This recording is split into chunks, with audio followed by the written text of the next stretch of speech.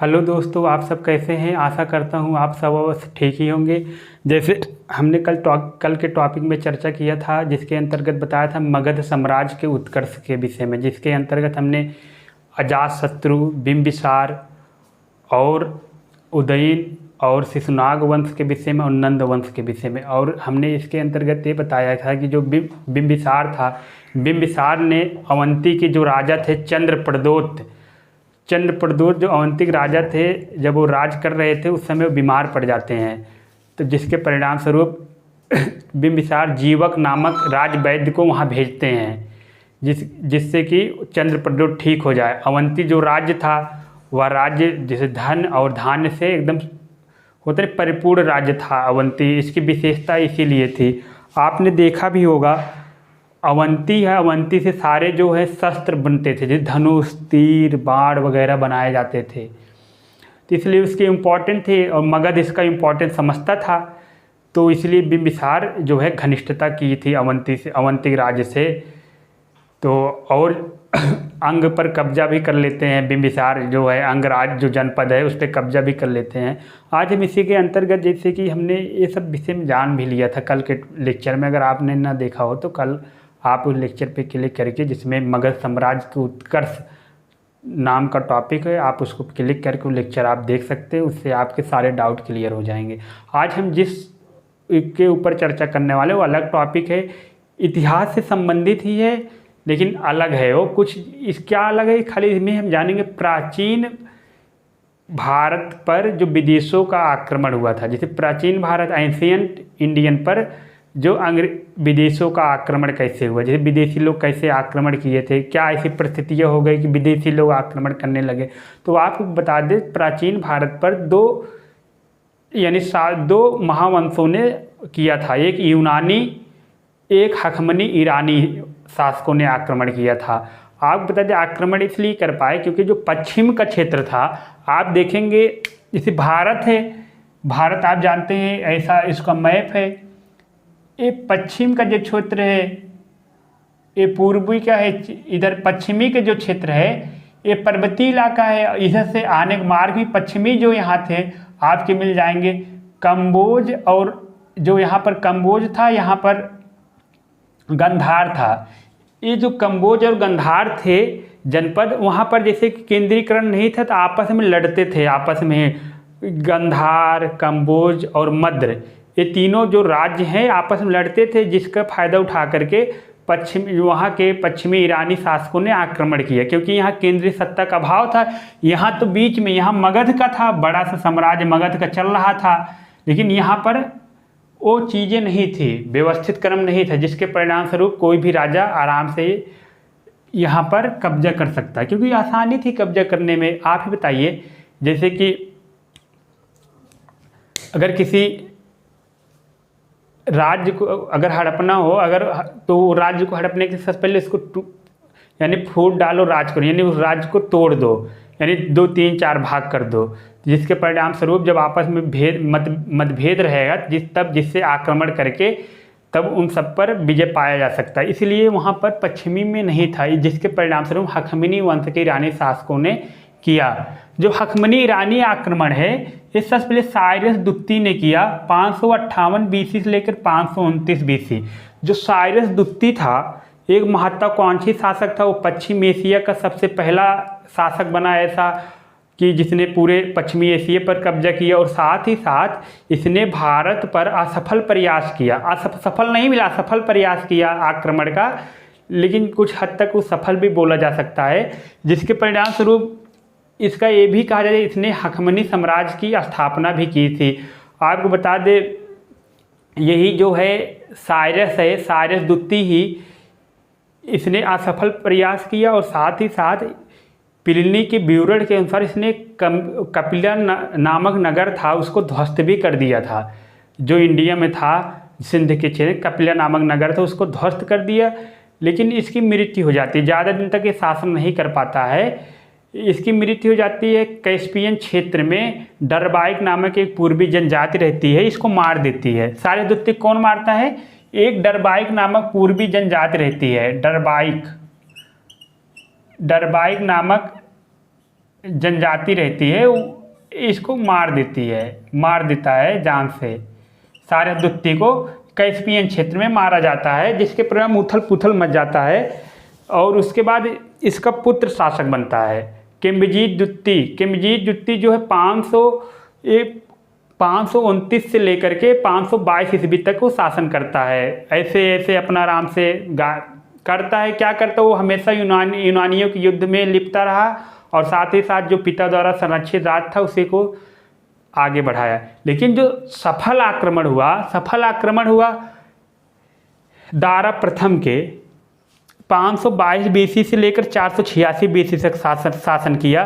ये दारा प्रथम जो था बहुत अच्छा शासक था। क्योंकि अच्छा शासक इसलिए था, इसने जो है 516 बीसी में दारा प्रथम ने 516 बीसी में गंधार को अपने कब्जे में मिला लिया। 516 बीसी में गंधार को जीत करके कहाँ किसका अंग बना लिया? मगध का। उसका मगध का नहीं, किसका? फारस का अंग बना लिया। यानी अपने ईरान अखमनी वंश के अंतर्गत इसका ला दिया। ये गंधार को अपने राज्य में मिला लिए। तो इस समय हेरोडोटस इतिहास के अनुसार इसके गंधार को मिलाने से इसके राज्य में अब 28 राज्य हो गए हैं। अब यहाँ तक इसका सीमा विस्तार हो गया। और साथ ही साथ जो दारा प्रथम जो है अपना वो भी चलाता था। जैसे कि क्या होता है, इसके साथ एक सेनापति दारा प्रथम के आता है। उस सेनापति क्या करता है, उसका नाम स्काईलैक्स रहता है। स्काईलैक्स जो है अरब और मकरान तटों का पता लगाता है, जिससे कि व्यापार किया जा सके समुद्री मार्ग से, इसके लिए। और इसके अलावा दारा प्रथम के 3 अभिलेख हैं, बेहिस्तुइन और परसिपोलिस और नक्शे रुस्तम। इस अभिलेख में इसे यह जानकारी मिलती है, इसने जो सिंध गंधार के क्षेत्र, सिंध है यानी सिंध और गंधार तक्षशिला के जो जितने क्षेत्र आते हैं उस पर इसका अधिकृत है। यानी कि जो पश्चिमी भारत यानी पश्चिमी क्षेत्रों पर इसका अधिकृत है, इसका उसके आलेखों में वर्णन मिलता है। और जिसके परिणाम स्वरूप इसकी भी मृत्यु हो जाती है। इसकी मृत्यु होने के बाद क्षयार्स प्रथम शासक, क्षयार्स जिसका नाम जरक्सीज रहता है, वह गद्दी पर बैठता है। क्षयार्स गद्दी पर बैठता है। क्षयार्स शासक बनता है दारा प्रथम के बाद क्षयार्स बैठता है। इसका नाम जरक्सीज भी है। ये 586 बीसी से लेकर के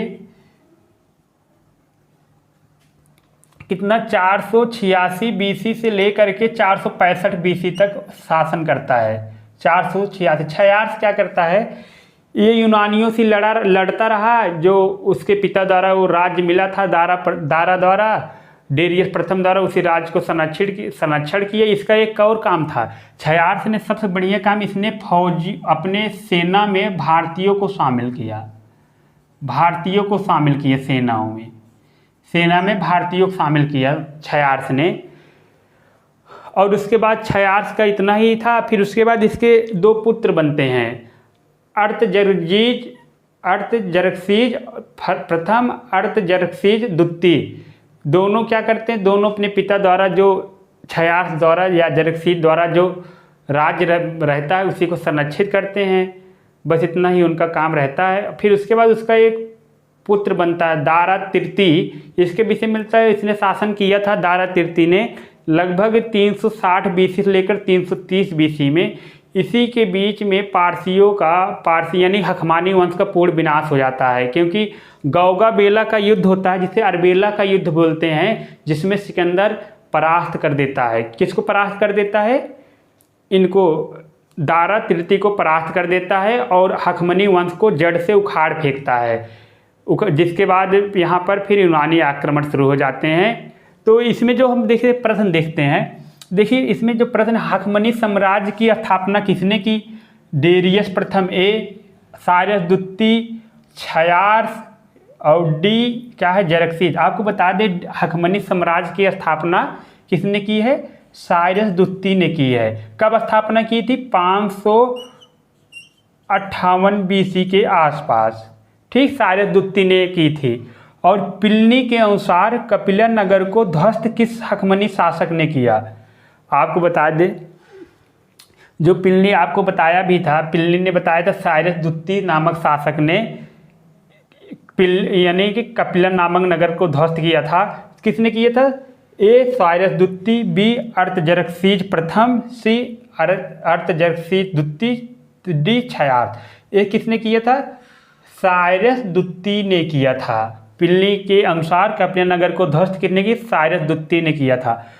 फिर एक प्रश्न ये आता है कि अरब और मकरान तटों का पता किसने लगाया? हमने बताया था जो अरब और मकरान तटों का पता लगाया था, दारा प्रथम या डेरियस प्रथम का जो सेनापति था स्काईलैक्स पता लगाया था। निर्याकस तो पता लगाएंगे नहीं क्योंकि ये यूनानी है, क्योंकि यूनानी लेखक हैं जो सिकंदर के साथ आए थे, ये गलत है। जरक्सीज तो है नहीं क्योंकि जरक्सीज जो है दारा प्रथम के बेटे हैं। क्षयार्थ जरक्सीज का नाम ही है, इसलिए उत्तर क्या हो जाएगा? स्काईलैक्स ने ही अरब और मकरान तटों का पता लगाया था। जो दारा प्रथम का कौन था? ये दारा प्रथम का सेनापति भी था। दारा प्रथम का सेनापति, प्रथम का सेनापति था। और उसके बाद बेहिस्तून पर्सिपोलिस नक्शे रुस्तम का अभिलेख किस शासक से संबंधित है? जो है डेरियस प्रथम से संबंधित है, जिसे दारा प्रथम भी बोलते हैं। इसका नाम दारा प्रथम भी है, भारत में दारा प्रथम बोलते हैं। इसके ही अभिलेख से पता चलता है जो पश्चिमी क्षेत्रों पर जो अधिकृत किया है तो डेरियस प्रथम ने किया। किस अभिलेख? इसके जो 3 अभिलेख का नाम क्या है? बेहिस्तून पर्सिपोलिस नक्शे रुस्तम का अभिलेख किस शासक संबंधित? डेरियस प्रथम से संबंधित है। और आपका फिर एक 5वां क्वेश्चन बोलता है गौगा मेला का युद्ध किन शासकों के मध्य हुआ था, लड़ा गया था? जैसे गौगा मेला के युद्ध को अरबेला का युद्ध भी बोलते हैं। अरबेला का युद्ध होता है। जो पारसिकों का अंतिम शासक था दारा तृतीय पारसियों का अंतिम, पारसिकों हकमानी वंश का अंतिम शासक था। इससे के बीच लड़ा गया था। किसके बीच? दारा तृतीय और सिकंदर के बीच लड़ा गया था। गौगा बेला का युद्ध या अरबेला का युद्ध? क्योंकि दारा तृतीय के जब ये युद्ध हुआ, गौगा बेला का युद्ध, इसमें पूरी तरह से हकमनी साम्राज्य छत बिछत हो गया। अब कोई साम्राज्य में बचा वचा नहीं है, कोई भी व्यक्ति नहीं है, कोई उथल पुथल, सब शांत हो। सिकंदर ने सबको काट बाल के फेंक दिए, इधर कर दिया। और इस तरह से पारसियों का, यानी कि इस तरह से पारसियों या कहीं ईरानी शासक थे, इनका नेस्तनाबूद कर दिए। और जिसके परिणाम स्वरूप इंडिया में यूनानियों का आक्रमण सफल हो जाता है। क्योंकि दारा तृतीय था, वो उसने भारतीय कब्जा किया। अभी ईरान के क्षेत्रों को सिकंदर आता है, ईरान में जड़ से ईरान को जीतकर ईरान अपने अंदर ले लेता है, जिसके परिणाम इंडिया भी उसके अंदर में आ जाता है। जो भूभाग यानी क्षेत्र जीते हुए रहते हैं, जैसे कि आपके जो अफगान के क्षेत्र रहते, गंधार जीता रहता है, वो क्षेत्र सब उसके सिकंदर ले लेता है। तो कालांतर आप देखते हैं गंधार के अफगानिस्तान पर विजय करते हुए हिंदू कुश पर्वत के खैबर दर्रा है, उसको पार करते हुए सिकंदर इंडिया में एंट्री करता है। ठीक है, इसी के साथ धन्यवाद। जैसे और कल हम चर्चा करेंगे यूनानियों के आक्रमण के विषय में। इसी के साथ धन्यवाद। लेकिन हाँ, आपको थोड़ा बता दें, जैसे कि अब यूनानी आक्रमण क्यों किए, आपके मन में प्रश्न उठ रहा है कि इनकी देन क्या है, जैसे इन्होंने क्या दिया था। भाई तो यार, इन्होंने सबसे पहले देन क्या दी? इन्होंने खरोष्टी लिपि की प्रचार किया। जो यूनानी में पहले क्या हुआ था, ईरानियों ने हमें दिया, हकमानी वंशों ने, ईरानियों ने या पारसियों ने ब्राह्मी लिपि, यानी जो आक्रमण हुआ, यानी प्रभाव क्या पड़ा इनके प्रभाव से। जैसे हमें क्या, ईरान के आक्रमण से हमें क्या मिला भारत में? हमें अभिलेख लिखना प्रारंभ हो गया, अभिलेख उत्कीर्ण।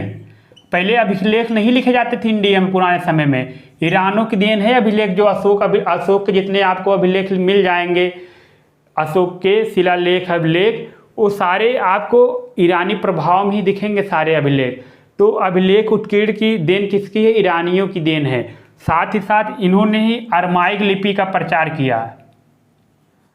अरमाइक लिपि और खरोष्टी लिपि।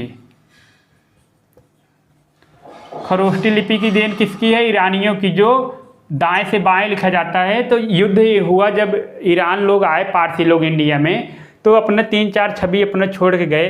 अभिलेख लिखने की परंपरा, अरमाइक लिपि, खरोष्टी लिपि, ये सब चीज़ें जो है हमें ईरानियों ने दिया। जैसे कि ईरानियों की देन है, हखमनी वंश की ही देन है। तो इसी के साथ धन्यवाद। आगे कल हम चर्चा करते हैं। ठीक है।